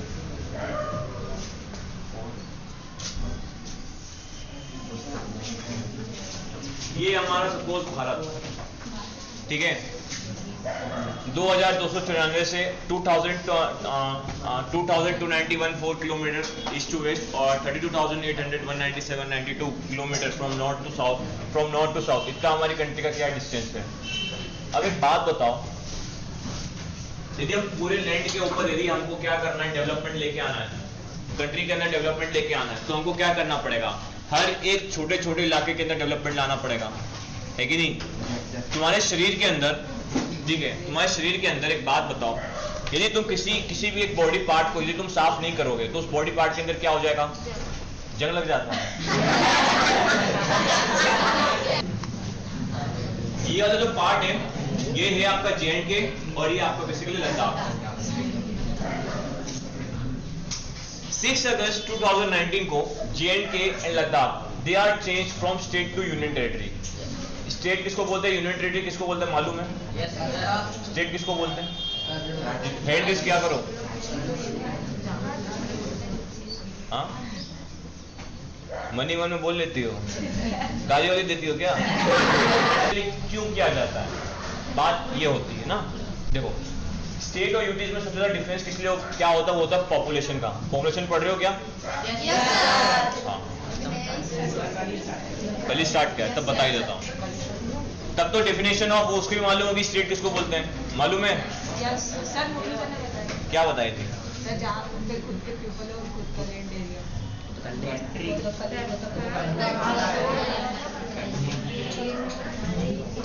कल सर्च करके आइयो, स्टेट किसको बोलते हैं on the basis of geography, ठीक है ना। किसी चचा का सुना के मत आ जाना मुझे, मतलब चचा मतलब इन द सेंस गूगल पे, ठीक है ना, जो यूट्यूब पे ज्ञान देते हैं उनका नहीं। अब नाउ स्टेट और यूटीज के बीच डिफरेंस क्या होता है, पॉपुलेशन वाला कंसेप्ट तो सुना होगा। देखो भैया यूटीज किसको बोला जाता है, जहां पे कम पॉपुलेशन होती है। जहां पे कम पॉपुलेशन होगी तो ऑब्वियसली बात है वहां पे डेवलपमेंट कम करना पड़ेगा, क्योंकि जब डेवलपमेंट का काम बनता है तो पब्लिक के अकॉर्डिंग बनता है कि किस डिस्ट्रिक्ट किस स्टेट के अंदर कितनी पब्लिक है। यदि सपोज समझो यदि यूपी की पॉपुलेशन यदि कितनी है, यदि 6.5 करोड़ है, 6.6 करोड़ है और अंडमान निकोबार की पॉपुलेशन मात्र 3000 है, तो मुझे एक बात बताओ, जो मैं 6.6 करोड़ के ऊपर प्लान बनाऊंगा, जो मैं 6.6 करोड़ लोगों के ऊपर डेवलपमेंट का प्लान बनाऊंगा, तो वही प्लान क्या ये 3000 लोगों के ऊपर लगेगा क्या? अरे क्यों नहीं लगेगा, ये बताओ जरा। पता है गवर्नमेंट, सुनो इधर, गवर्नमेंट कभी भी प्लान बनाती है ना तो है ना, वो हमेशा पब्लिक को गिन के बनाती है कि पब्लिक कितने हैं, पब्लिक कितने क्या नहीं है किसी स्टेट के अंदर, कौन कितने पब्लिक एम्प्लॉयड है, कितने पब्लिक अनएम्प्लॉयड है, कितने बच्चे स्कूल जा रहे हैं, कितने बच्चे स्कूल नहीं जा रहे, तब जाके क्या होता है गवर्नमेंट के प्लान बनते हैं। जो तुम्हारी स्कॉलरशिप आती है, ST SC OBC की स्कॉलरशिप आती है, तो स्कॉलरशिप कैसे प्रोवाइड होता है, उसको कोई ना कोई तो परसेंटेज भी होगा ना, तो हर स्टेट के अंदर कैलकुलेट किया जाता है। कभी पॉपुलेशन सेंसस का नाम सुना है? क्या होता है? जनगणना। वो जनगणना लगता है ना, वो फोकट की चीज है, वो फोकट की चीज नहीं होती है, ठीक है ना। वो जनगणना के बेसिस पे जो फ्यूचर के आने वाले जो आपके गवर्नमेंट के प्रोग्राम्स होते हैं, वो प्रोग्राम्स के का क्या होता है, वो नींव होता है। उसी गवर्नमेंट प्रोग्राम्स को एक नींव प्रदान करने के लिए वो क्या करते हैं, बेसिकली उस डाटा का जो सेंसस होता है उस डाटा के रिगार्डिंग क्या करते हैं, बेसिकली प्रोग्राम्स बनाते हैं, क्योंकि तब जाकर तो पता लगता है ना कि हमको इतने बंदों के ऊपर ये प्रोग्राम हमको लॉन्च करना है कि नहीं। बाय चांस यदि तुम अपनी लाइफ के अंदर किसी भी चीज को तुमको यदि पाना होता है तो तुमको सबसे पहले जानना पड़ता है ना कि भैया मुझे किस चीज को पाना है। बिना जाने बिना किसी पहचाने को तुम किस चीज को पालोगे, है कि नहीं। यदि तुमको किसी से शादी भी करनी है तो भैया सबसे पहले उसके फैमिली का बायोडाटा उस लड़की के बारे में जानोगे ना, किसी को भी उठा के तो शादी नहीं कर लोगे, है कि नहीं, लड़का हो या लड़की हो दोनों के लिए, ठीक है। अब ऐसा तो नहीं है कि दीवार देखी जिसे शादी कर ली, है नहीं ना, उसके बारे में जानोगे पहचानोगे, यही सब जानोगे ना। जब जानोगे पहचानोगे तो उसके बारे में क्या करोगे, तुम इंक्वायरी करोगे, एनालिसिस करोगे। अरे इधर सुनो सबसे पहले, ठीक है। तो भैया जब भी गवर्नमेंट जो होती है उसको पब्लिक के रिगार्डिंग कोई भी पब्लिक वेलफेयर प्रोग्राम बनाना होता है या फिर कोई भी डेवलपमेंट का काम करना पड़ता है, तो क्या करती है अपने स्टेट के, अपने डिस्ट्रिक्ट के अकॉर्डिंग पब्लिक को क्या करती है, देखती है कि हाँ आज इस डिस्ट्रिक्ट में इतने पॉपुलेशन है, ये आज डिस्ट्रिक्ट के अंदर इतनी महिलाएं हैं, इतने बच्चे हैं, इतने इन्फेंट बच्चे हैं, इतने माल न्यूट्रिशन बच्चे हैं, तो उसके हिसाब से क्या करती है, प्रोग्राम्स बनाती है। ठीक है ना, लाइक इन द सेंस तुमको मैं एग्जांपल बताता हूं, अभी यूपी के अभी क्या है, जो आपके क्या है बेसिकली, हाँ बिहार का जो सीएम है उसने डिक्लेयर कर दिया कि जिन जिन बंदों ने प्रीलिम्स क्या करी, पास करी, उनको क्या देगा, वो 1 लाख रुपए स्कॉलरशिप देगा। बट एमपी के सीएम ने तो ये पास नहीं किया। क्यों नहीं किया? कुछ रीजन है, कुछ रीजन है मालूम है? चलो इस एग्जांपल को भी हटाओ, तुमको समझ में नहीं आएगा, सुनो।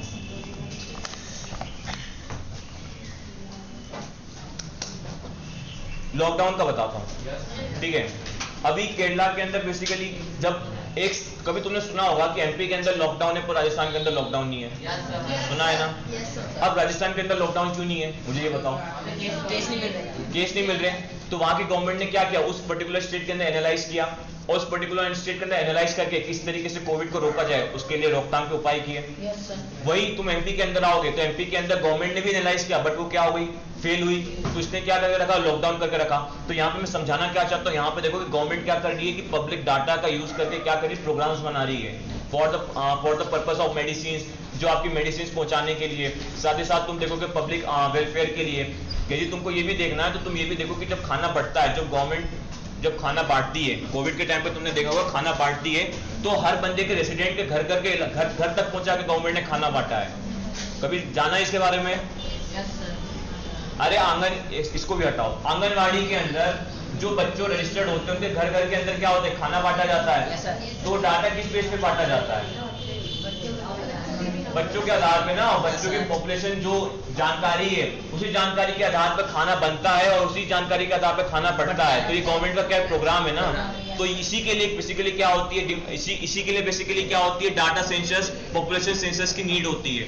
तो बताना क्या चाहता हूं, बताना ये चाहता हूं कि स्टेट और यूटीज के अंदर बेसिकली डिफरेंस क्या होता है कि स्टेट्स के अंदर पॉपुलेशन जो होती है वो ज्यादा होती है, इसके लिए वहां पे जो डेवलपमेंट प्रोग्राम्स होते हैं वो ज्यादा बनते हैं, और इसी के लिए वहां पे जो पैसा खर्चा होता है वो ज्यादा होता है। इसलिए उन पर्टिकुलर लैंड एरियाज के ऊपर जब ज्यादा मनी स्पेंड होता है तो इसी के लिए उनको कहा जाता है स्टेट कहा जाता है, ठीक है। और यूटीज किसको कहा जाता है? यूटीज बेसिकली उन लैंड एरिया को कहा जाता है जहां पे पॉपुलेशन कम होती है, जहां पे कम डेवलपमेंट के लिए कम डेवलपमेंट की नीड होती है, और जहां पे पब्लिक जो होती है वो थोड़े बहुत डेवलपमेंट से भी क्या हो जाती है, सेटिस्फाई हो जाती है, वहां पे ज्यादा डेवलपमेंट की नीड नहीं पड़ती है कि नहीं। एग्जाम्पल के अंदर अंडमान एंड निकोबार के अंदर कोई भी फैक्ट्रीज नहीं है, कोई भी लैंड एरियाज नहीं है, कोई भी लैंड माइंस नहीं है। बट वहीं तुम यूपी के अंदर देखो तो यूपी के अंदर तुमको फैक्ट्रीज मिलेंगे, लैंड एरियाज मिलेंगे, लैंड माइंस मिलेंगे। क्यों मिलेंगे? क्योंकि वहां पे पॉपुलेशन ज्यादा है, वहां पे लोगों को खाना खिलाना पड़ता है, वहां पे लोगों को एम्प्लॉयमेंट चाहिए। एम्प्लॉयमेंट समझते हो ना, रोजगार चाहिए। तो भैया वहां पे जिस तरीके की पब्लिक होगी वहां पे उसी तरीके का डिमांड होगा, ठीक है, समझ गए। स्टेट और यूटीज के भी difference on the basis of population होता है। अब नाउ द क्वेश्चन अराइज, भैया दिल्ली की पॉपुलेशन तो ज्यादा है, नहीं समझ में आया? समझा रहा हूं वापस से। स्टेट उसको बोला जाता है जहां पे ज्यादा पॉपुलेशन होती है, यूटीज उसको बोला जाता है जहां पे कम पॉपुलेशन होती है। सिंपल सा, तुम्हारे हिसाब से बस, ठीक है। वरना बोलो सर कहां से कहां ले जाते हो, है कि नहीं, ठीक है। अब दिल्ली की बात बाद में, हाँ हम इलेक्ट्रल कंसिस्टेंसीज पे थे, कहां से कहां पहुंच गए। बेसिकली कंट्री के अंदर जब डेवलपमेंट का काम होता है तो क्या होता है, कंट्री को छोटे छोटे भागों में डिवाइड कर दिया जाता है। जो छोटे छोटे भागों में डिवाइड कर दिया जाता है उसी को क्या बोलते हैं हम, इलेक्ट्रल कंसिस्टेंसीज, जिसका जो सिनोनिम है वो है उसको हम एक तरीके से और भी जानते हैं, उसका नाम है सीट, ठीक है ना, टॉयलेट की सीट्स नहीं, सीट, ठीक है, सीट्स।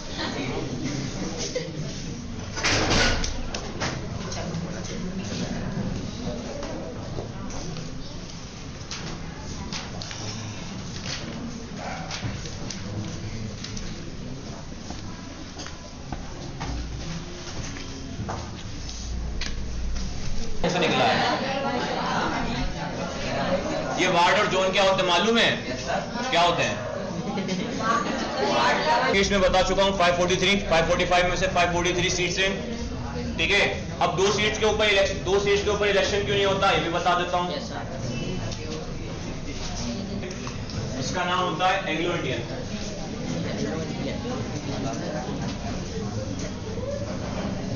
ओ चाचा लोग Yes, sir. इधर सुनो, एंग्लो इंडियन किसको बोले सबसे पहले ये जानो। एंग्लो इंडियन बुक के अंदर मेंशन नहीं है, बता रहा हूं, बताया नहीं बताऊं, याद तो रहता नहीं है। एंग्लो इंडियन सीट्स क्या है? देखो हमारे इंडिया के अंदर 545 लोकसभा की सीट्स है, उन सीट्स में से 2 सीट्स एंग्लो इंडियन की है। अभी एंग्लो इंडियन का मतलब क्या होता है? एंग्लो इंडियन उनको बोला जाता है जो नॉन इंडियंस होते हैं। अब बोलोगे सर नॉन इंडियंस कौन? नॉन इंडियंस वो जो फॉरेनर्स होते हैं। अब बोलोगे सर फॉरेनर्स कौन? फॉरेनर्स वो जो इंडिया के अंदर रहते हैं बट उनकी सिटीजनशिप जो है वो कहाँ की है, जो उनकी पैदाइश से, जो उनके पूर्वज है वो कहाँ के, बाहर के हैं, मैं उनको फॉरेनर बोल रहा हूँ यहाँ पे, ठीक है। अब नाम सुनो, जब 15 अगस्त 1947 को इंडिया आजाद हुआ तो इंडिया जो उस टाइम पे था वो आज के इंडिया से बहुत ज्यादा डिफरेंट था, ठीक है ना। फिर आपने सुना होगा 1948 के अंदर ये जम्मू एंड कश्मीर इंडिया के अंदर आया, ठीक है ना। महाराजा हरि सिंह नहीं है, हरि सिंह, ठीक है, महाराजा हरि सिंह, ठीक है। उसके बाद 1956 के अंदर आपके कौन आया? आपका आया पौडुचेरी आया, आपका 1960 के अंदर आपका गोवा आया इंडिया के अंदर। अब देखो ये सब इतने लेट क्यों आए? ये सब लेट इसलिए आए क्योंकि इन इलाकों के ऊपर किसी और यूरोपियन कंट्री का क्या था? कब्जा था। लाइक इन द सेंस जो आपका पौंडुचेरी था, इस पौंडुचेरी के ऊपर फ्रांसिस का कब्जा था, फ्रांस के लोगों का कब्जा था। तो इन्होंने क्या बोला? इन्होंने ये बोला कि देखो यदि तुम इस लैंड एरिया का इंडिया में विलेज चाहते हो तो तुम्हें क्या करना पड़ेगा कि जो लोग हमारे यहाँ छूट चुके हैं, मतलब 200-300 साल से कोई ना कोई तो यार फैमिली रहेगी ना, वो फैमिली के लोग कहाँ हैं? पर्टिकुलरली जिनका मन है कि हम अब गोवा के अंदर ही रहेंगे, गोवा के बाहर नहीं जाएंगे, फ्रांस नहीं जाएंगे। तो फ्रांस की गवर्नमेंट ने ये बोला कि काम करो कि जब तुम पौंडुचेरी को इंडिया के अंदर लोगे तो तुम्हें क्या करना पड़ेगा कि इन लोगों में से किसी 2 लोगों को नॉमिनेट करना पड़ेगा और उन लोगों को तुमको सेंट्रल गवर्नमेंट के अंदर बिठाना पड़ेगा, तब जाके तुम इनको इस लैंड एरिया को अपने अंदर मिला सकते हो। तो इसी के लिए हमारे कंट्री के अंदर जो 2 सीट्स है लोकसभा की, उसके ऊपर एंग्लो इंडियंस बैठते हैं। एंग्लो इंडियंस का मतलब क्या है कि वो इंडियंस जो पर्टिकुलरली इंडिया से बिलोंग नहीं करते बट उनके जो पहले के जो पूर्वज है वो कहां से, किसी यूरोपियन कंट्रीज या फिर किसी अदर कंट्रीज से इंडिया के अंदर क्या हुए, आके सेटल हो गए। तो उनकी जो 2 सीट्स है वो क्या है? बेसिकली एंग्लो इंडियंस की सीट्स है, ठीक है।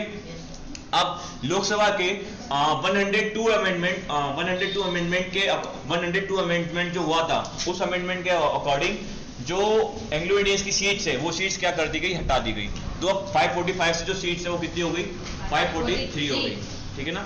इसलिए बुक के अंदर एनसीईआरटीज के अंदर 543 मेंशन है और जिसकी पुरानी एनसीईआरटीज है वहां पे 545 मेंशन है, ठीक है। तो भैया 2 सीट्स क्यों हटी? बता दिया रीजन। नाउ अब now the reserve consistencies, time कितना हुआ? हमारे देश के अंदर यदि हम अपने प्राचीन इतिहास को देखें तो उस इतिहास के अंदर हमने क्या देखा कि जो अपर कास्ट है उन्होंने लोअर कास्ट का बहुत ज्यादा शोषण किया कि नहीं? किस तरीके से किया? बोलो जरा। मारा, पीटा, बहुत सारी कुप्रथा बनवा दी, एक तरीके से हीन भावना डाल दी। हीन भावना समझते हो ना? बुरी भावना, ठीक है ना। हींग भी नहीं बोल रहा हूं, ठीक है ना, मुझे वही लगा था हींग सोच रहे हो। हीन भावना तो हुआ क्या? इधर सुनो, इधर जो हमारे फाउंडिंग फादर्स थे, अब जब इंडिपेंडेंस का हम फाइट लड़ रहे थे, जब हमारे टाइम पे ब्रिटिशर्स राज करते थे, तो हमारी कंट्री के अंदर सबसे ज्यादा प्रॉब्लम जो थी वो किसकी थी कि भैया हम ऊंची जात और निचली जात में विश्वास करते थे। आज भी विश्वास करते हैं, ठीक है ना। निचली जात वालों के साथ बैठ के खाना नहीं खाया जाता है, निचली जात वालों के साथ पानी नहीं पिया जाता है, निचली जात वालों को पास में नहीं आने दिया जाता है, निचली जात की औरतों को हमेशा घर के बाहर रखा जाता है, निचली जात के लोगों को हमेशा है ना एक तरीके से डरा धमका के रखा जाता है। तो यार निचली जात कहते कहते लोगों के अंदर इतना ज्यादा डर बैठ गया क्या कि यार वो लोग अपना डेवलपमेंट करवाना ही भूल गए। वो अपने आप को इस तरीके से निकम्मी, एक तरीके से बोल सकते हो निकम्मापंती वाली जो फीलिंग होती ना कि यार हम जो है कंट्री के कुछ रिगार्डिंग नहीं है, हम कंट्री के अंदर एक तरीके की कोई अच्छी पब्लिक नहीं है, हम सिर्फ कंट्री के अंदर एक तरीके से बोझ है। तो यार हुआ क्या कि हमारे फाउंडिंग फादर्स में से एक हमारे चचा थे, उनका नाम था भीमराव अंबेडकर। भीमराव अंबेडकर। अब ये अंबेडकर साहब जो थे बेसिकली कहां से बिलोंग करते थे? ये बिलोंग करते थे लोअर कास्ट से। अब हुआ क्या, he was a too brilliant student, वो बहुत अच्छे क्या थे, विद्यार्थी थे। बट इस जाति प्रथा ने इनके साथ इतना भेदभाव किया कि भैया ये तंग आ चुके थे। लोग पता है इनके साथ क्या करते थे कि जो थाली होती ना, खाने की थाली, अब खाने की थाली भी क्या करते थे, चेंज कर देते थे कि इनके पास नहीं आते थे। जो ये बाहर ये पढ़ने जाते थे तो भैया जब ये खाना खा रहे होते थे तो इनके खाने में कंकड़ पत्थर ये सब डाल दिया जाता था। इनको इतना ज्यादा परेशान किया जाता था कि इन्होंने क्या किया, इन्होंने है ना फिर एक तरीके से इन्होंने है ना इस जो दलित जाति है इनके लिए आवाज उठाने के लिए इन्होंने क्या किया, एक आवाज उठाई इंडिपेंडेंस के टाइम पे। और 1930 से 1931 के अंदर इन्होंने ये डिमांड रखी कि ये काम करो कि भैया हम लोगों को भी क्या करो, इलेक्शंस के अंदर क्या करो, हमको भी एक पर्टिकुलरली सीट्स दो कि हम जो है हम भी क्या करेंगे, लड़ेंगे। क्यों लड़ेंगे? क्योंकि देखो जो निचली जात के लोग थे उनको है ना ऊपरी जात के लोग क्या करते थे, डरा धमका के रखते थे। जब डरा धमका के रखेंगे तो ऑब्वियसली बात है कि भैया निचली जात का कभी डेवलपमेंट नहीं हो पाएगा, और जब निचली जात का डेवलपमेंट नहीं हो पाएगा तो ऑब्वियसली बात है कि कंट्री का डेवलपमेंट नहीं हो पाएगा। और उस टाइम पे जो सबसे ऊंची जात थी वो थी किसकी, बेसिकली जनरल्स की थी। तो हुआ क्या कि भीमराव अंबेडकर साहब ने बोला कि ये काम करो कि भैया हमको क्या करो, एक रिजर्व सीट दे दो। रिजर्व मतलब समझते हो क्या होता है? रिजर्व मतलब पर्टिकुलरली क्या होता है, एक फिक्स एरिया होता है, उस फिक्स एरिया के ऊपर क्या करो, हमको एक पर्टिकुलरली सीट दे दो कि वहां पे जो लड़ेगा, वहां पे जो इलेक्शन होगा, उस इलेक्शंस के अंदर सिर्फ वही बंदे पार्टिसिपेट करेंगे जो दलित कम्युनिटी से बिलोंग करते हो। उनके सिवा इलेक्शंस के अंदर कोई और बंदा पार्टिसिपेट नहीं करेगा। समझ रहे हो? Yes, sir. Election basically general election है। सॉरी, यहाँ पे दो कंस्टिट्यूएंसी, एक इलेक्टोरल कंस्टिट्यूएंसी और एक रिजर्व कंस्टिट्यूएंसी। इलेक्टोरल कंस्टिट्यूएंसीज कहाँ, जहाँ पे इलेक्शन होते हैं। अब उन्हीं इलेक्शंस के अंदर एक होता है आपका रिजर्व कंस्टिट्यूएंसी। रिजर्व कंस्टिट्यूएंसी किसको बोलाता है? जहां पे पर्टिकुलरली एक सीट रिजर्व होती है कि इस सीट के ऊपर इसी टाइप की कम्युनिटी के लोग क्या होंगे, इलेक्शन लड़ेंगे।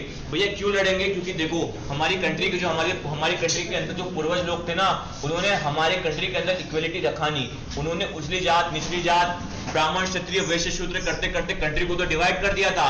धर्म के नाम पे तो 2 कंट्रीज बन गए थे। तो भैया इन सब चीजों से हटाने के लिए, हमारी कंट्री के अंदर इक्वलिटी लाने के लिए हमारे गवर्नमेंट में, हमारे कॉन्स्टिट्यूशन फादर्स ने, हमारे कॉन्स्टिट्यूशंस ने क्या किया कि इलेक्टोरल कंस्टिट्यूएंसीज के अंदर कुछ रिजर्व कंस्टिट्यूएंसीज कर दी। जिन रिजर्व कंस्टिट्यूएंसीज के ऊपर क्या होगा, उन रिजर्व कंस्टिट्यूएंसीज के अंदर ये होगा कि जो इलेक्शन होगा वो इलेक्शन पर्टिकुलरली उन्हीं लोअर कास्ट के लोगों के द्वारा ही होगा, और उन्हीं लोअर कास्ट के लोग क्या होंगे, उन्हीं में से कोई इलेक्शन होगा और उन्हीं में से कोई क्या होगा, जीतेगा, और वो जाके गवर्नमेंट के अंदर पार्टिसिपेट करेगा और अपने एरिया का क्या करेगा, डेवलपमेंट करेगा। ठीक है, एक केस सुनाता हूं। देखो एक आईएएस अफसर थे, he was belong from SC family. वो आईएएस बने। आईएएस बनने के बाद क्या हुआ कि जब वो मतलब सर्विस कर रहे थे तो उनका जो नौकर था वो क्या था, जनरल था, जनरल कास्ट का था। अब वो बंदा जो था ना, वो बंदा बेसिकली एससी था, शेड्यूल कास्ट का। जब उसकी खाने की प्लेट और उसके पीने का पानी का जो लोटा है ना, वो बिल्कुल अलग करके रख दिया था। समझ रहे हो? तो इस तरीके की हीन भावना उस टाइम पे इंडिया के अंदर प्रेजेंट थी। लोअर का, आज तुम्हारी क्लास के अंदर ओबीसी, एसटी, एससी, जनरल सब साथ में बैठे हो ना, बट उस टाइम पे ऐसा नहीं था। उस टाइम पे जनरल्स पढ़ते थे, एसटी, एससी, ओबीसी सिर्फ काम करते थे, गटर साफ करते थे, उनके बच्चों को पढ़ने नहीं दिया जाता था। तो भैया इन सब चीजों को हटाने के लिए किसी न किसी को तो गवर्नमेंट में तो आना पड़ेगा ना, और गवर्नमेंट में आने के लिए आपको इलेक्शन लड़ना पड़ेगा।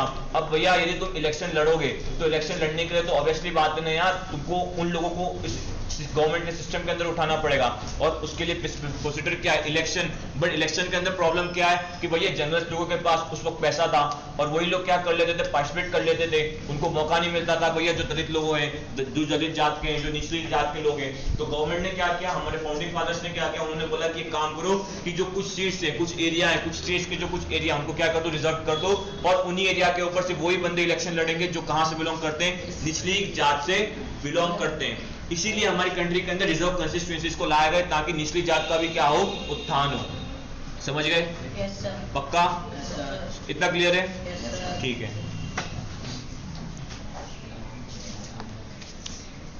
नाउ अब अब लोकसभा के अंदर देखो, बेसिकली जो इलेक्शन है वो 2 जगह होती है, एक लोकसभा के अंदर और एक कहां पे, दूसरी जगह कहां पे होती है? हाँ, लेजिस्लेटिव असेंबली, लोकसभा एंड विधानसभा। विधानसभा की जो सीट्स होती है जहां पर रिजर्व होता है वो बेसिकली पर्टिकुलर स्टेट अपने हिसाब से तय करती है, बट लोकसभा की जो पर्टिकुलर सीट्स है जो रिजर्व है उसका मैं डाटा बता रहा हूं, वो डाटा लिख लो। लोकसभा के अंदर 84 जो सीट्स हैं, 84 सीट्स वो रिजर्व है शेड्यूल कास्ट के लिए। हाँ, 84। 543 में से कितनी सीट्स? 543 में से 84 किसके लिए रिजर्व है? अरे लोकसभा के अंदर SC शेड्यूल कास्ट, और 47 किसके लिए? ST के लिए, शेड्यूल ट्राइब। ठीक है,